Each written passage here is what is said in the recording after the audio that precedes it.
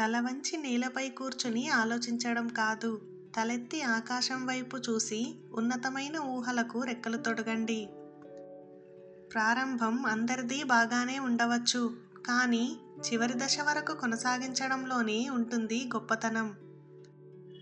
ఎదగాలంటే ఓపికగా ఉండడం నేర్చుకోవాలి. గెలవాలంటే ఓటమిని ఒప్పుకోవడం నేర్చుకోవాలి. సర్దుబాటు లేకపోతే జీవితంలో ఏదీ సంపూర్ణం కాదు. అవసరం ఉన్నా లేకున్నా నువ్వు నీలాగే ఉండు. పరిస్థితులకు అనుగుణంగా మనం మారడం కాదు, మనకు అనుకూలంగా పరిస్థితులను మార్చుకోవాలి.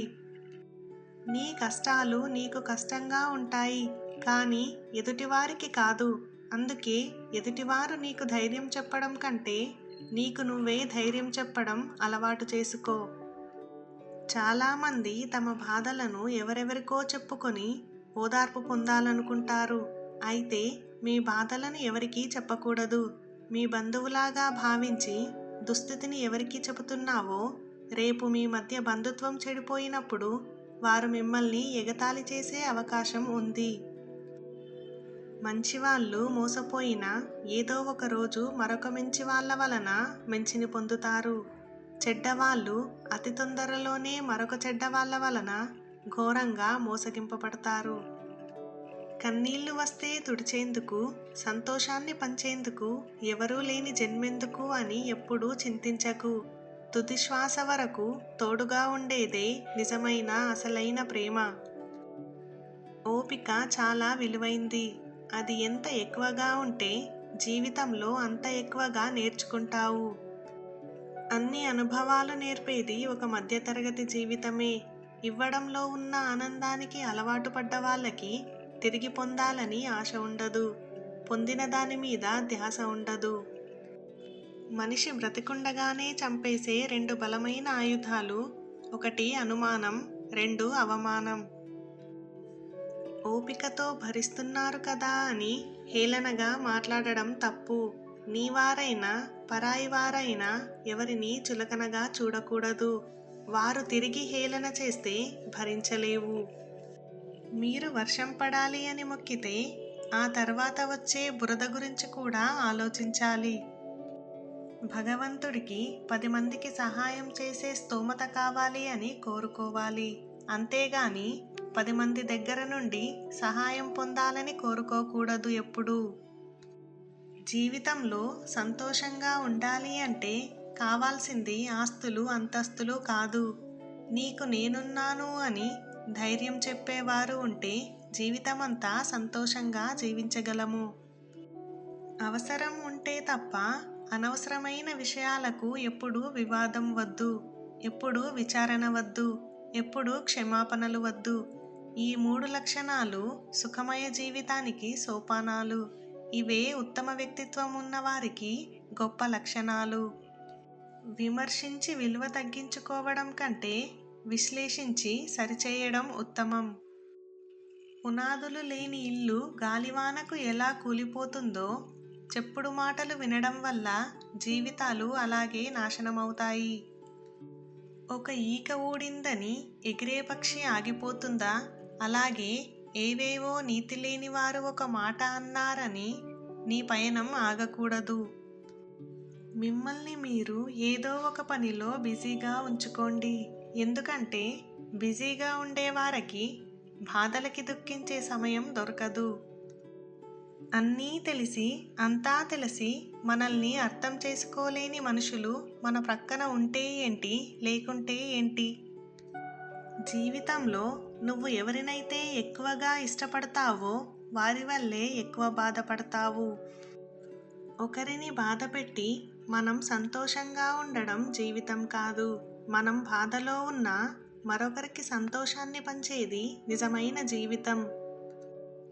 ఇతరులు ఎలా ఉన్నారో అలా ఉండాలని భావించకు. నీకంటూ ఒక విలువ ఉందని తెలుసుకో. అలాగే నీకన్నా తక్కువ స్థాయి వారిని చూసి ఆనందపడకు. పై స్థాయి వారిని చూసి లక్ష్యం ఏర్పరచుకో. ఏడ్చినవాడు బలశాలి కాదు, ఏడ్చినా తిరిగి లేచి నిలబడి సమస్యలను ఎదుర్కొనేవాడు బలమైనవాడు. మనిషి ఆధీనంలో కర్మ, భగవంతుని ఆధీనంలో కర్మఫలం ఉంటాయి. సహనం కలిగిన వ్యక్తికి వచ్చే కోపం ఆకలితో ఉన్న సింహం కంటే ప్రమాదకరమైనది. గాయపడిన సింహం నుంచి వచ్చే శ్వాస గర్జన కన్నా భయంకరంగా ఉంటుంది. కోపాన్ని ఎప్పుడూ ఉప్పులా వాడాలి. తక్కువైతే మర్యాద ఉండదు, ఎక్కువైతే విలువ ఉండదు. మనల్ని చంపాలనుకునేవాడిని చంపడం యుద్ధం, మనల్ని కాపాడాలనుకునేవాడిని చంపడం నేరం, మనల్ని మోసం చేయాలనుకునేవాడిని చంపడం న్యాయం. గాయం చేసేవాడు సహాయం చెయ్యడు, సహాయం చేసేవాడు గాయం చెయ్యడు.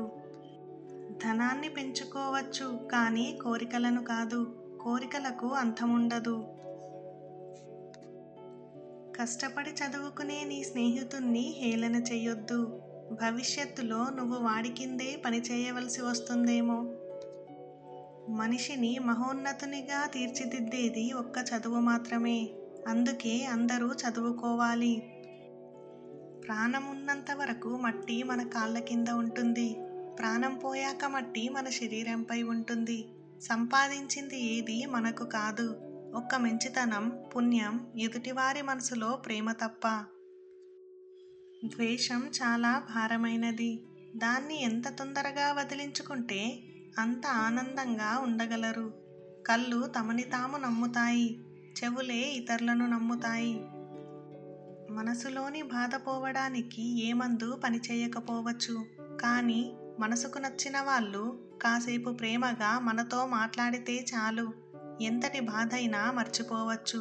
కాదంటారా? ఇతరులు తప్పు చేస్తే నీతులు చెబుతాము, అదే తప్పు మనం చేస్తే మాత్రం కారణాలు చెబుతాము. మనుషుల్ని విడగొట్టడానికి లేని డబ్బో ఆస్తో కారణమవ్వక్కర్లేదు, అహంకారం చాలు. విజ్ఞానం మనల్ని శక్తివంతుల్ని చేస్తే మంచి వ్యక్తిత్వం మనకు గౌరవం కలిగేలా చేస్తుంది.